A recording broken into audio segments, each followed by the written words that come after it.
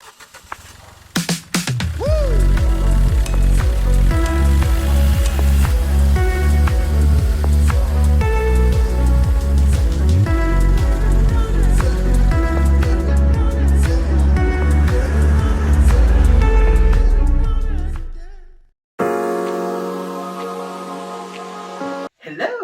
Are you excited about this hotel review? Well, let's start it. My name is Jana, you're watching Curves on the Road, and today we'll be talking about Hampton by Hilton in London Docklands. This hotel is a 3-star hotel and it is perfect if you are flying from the London Central Airport. It is literally a walking distance from it. What it means, basically, you will be hearing airplanes here and there, but still, I believe the insulation here is solid, and at night I couldn't hear anything. I don't know if I was tired or if it was because of the insulation, but can't complain about the noise, which is a good thing. Speaking about the location in general, if you're going anywhere else than for the airport, you will be far. London in general is huge, which means any hotel you pick will be probably a little bit far from the other attractions you want to visit. But this one is quite far. I would say uncomfortably far from the center. You have to change 3 times to get to Piccadilly or to Houses of Parliament, these places that you usually go to if you're first time in London. Also around here, there are no shops really close. It's like almost 10 minutes to the nearest place where you can buy water or some groceries, and no restaurants. That's the worst part. There are no nice cozy British pubs in the vicinity, so you have to either travel quite far or settle for the food in the hotel, which is not so good and terribly overpriced. It is only 4 or 5 minutes walk to the nearest station. The DLR station is Royal Albert. Very easy to get to. Nowadays you can just beep and go, meaning you can use your credit card, your phone if it has the paying option, and you just go. Very convenient, easy. Reception, surprise, surprise, in London, everybody speaks English, but be careful, if you're not a native, it might be too much English for you, because the British accent is very specific and it's not that easy to understand when they speak as fast as they are used to. You might have I had a little trouble understanding everything, what they were trying to tell me. But the check-in was absolutely smooth, no problem there, everything was fine. If you need to check out and then you have a late flight, you can still leave the luggage at the reception and go explore the city, so that's another plus. And now to the room. The room is a solid size for London standards.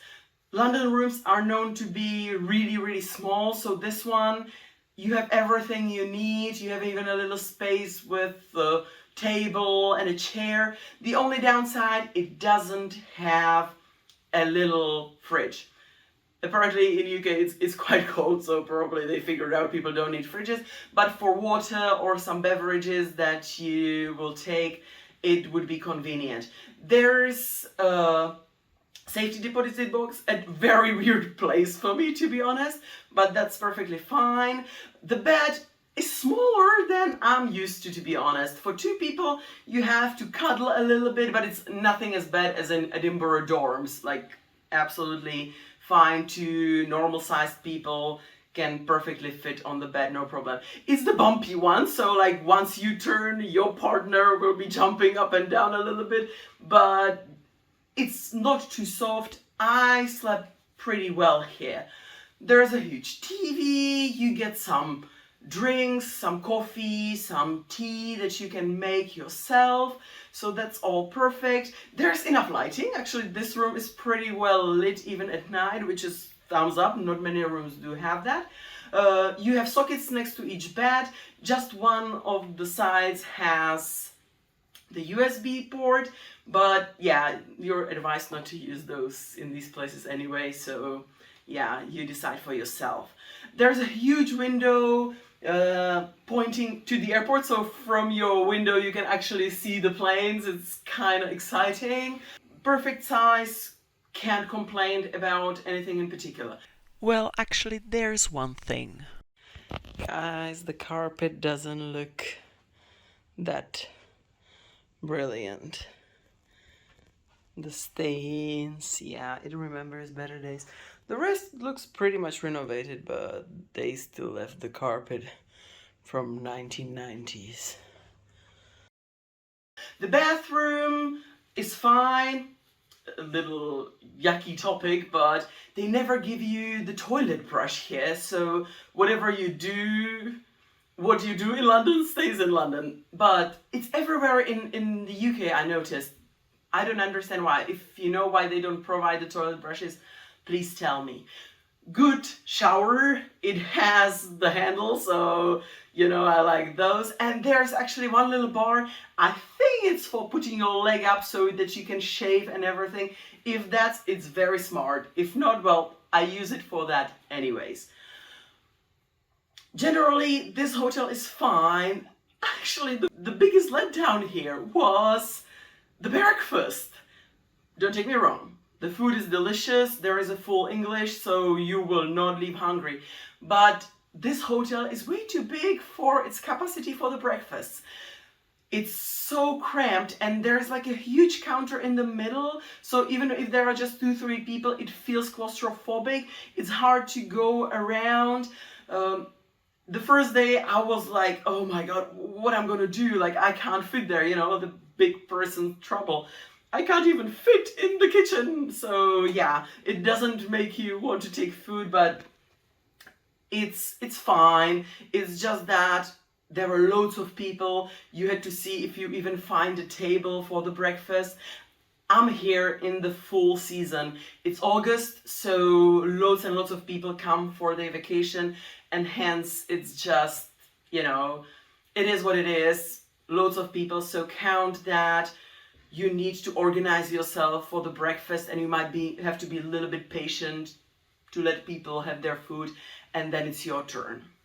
There's obviously an elevator, 2 elevators actually. They're perfectly fine, they're big enough, and you get to your floor. We're on the 4th floor, and we used it all the time with no issue whatsoever.